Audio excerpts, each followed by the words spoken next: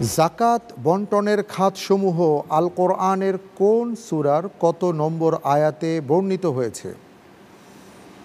ক সূরা তাওবার ৬০ নম্বর আয়াত, খ সূরা মাইদার ৬০ নম্বর আয়াত, গ সূরা বাকারার ৬০ নম্বর আয়াত, ঘ সূরা আনআমের ৬০ নম্বর আয়াত। তার মানে ৪টি সূরার যে কোনো একটি সূরাতে বিষয়টি আসছে, তবে ৬০ নম্বর আয়াত, এতে কোনো সন্দেহ নাই।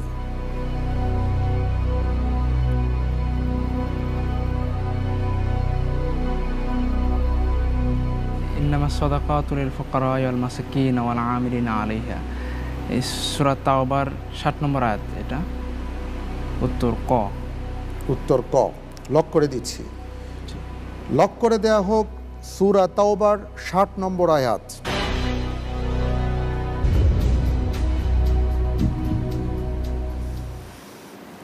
সঠিক উত্তর।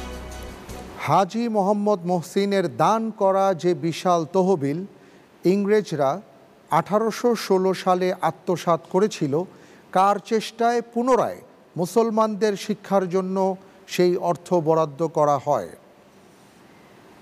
ক স্যার সলিমুল্লাহ, খ নওয়াব আব্দুল লতিফ, গ সৈয়দ আমির আলী, ঘ শেরে বাংলা একে ফজলুল হক।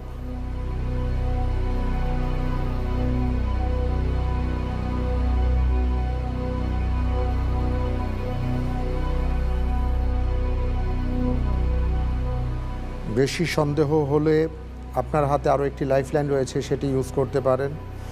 পরিবর্তিত প্রশ্ন। রাকিব হুসাইন,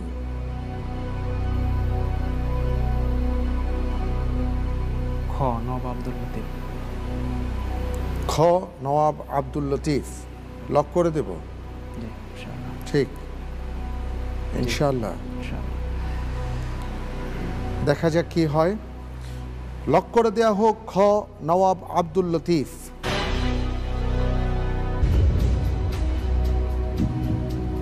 আপনি যে উত্তরটি দিয়েছেন, আপনার উত্তরটি সঠিক হয়েছে। সূরা বাকারায় উল্লেখিত রংসমূহের নাম কি?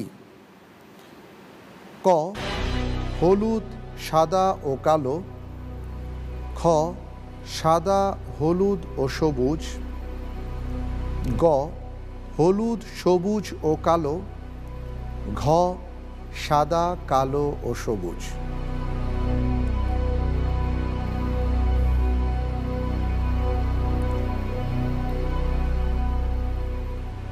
ইনশাআল্লাহ উত্তর ক হলুদ, সাদা ও কালো।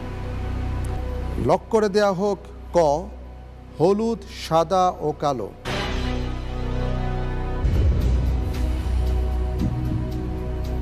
রাকিব হোসাইন, আপনি যে উত্তরটি দিয়েছেন, আমি দেখতে পাচ্ছি আপনার উত্তরটি সঠিক হয়েছে।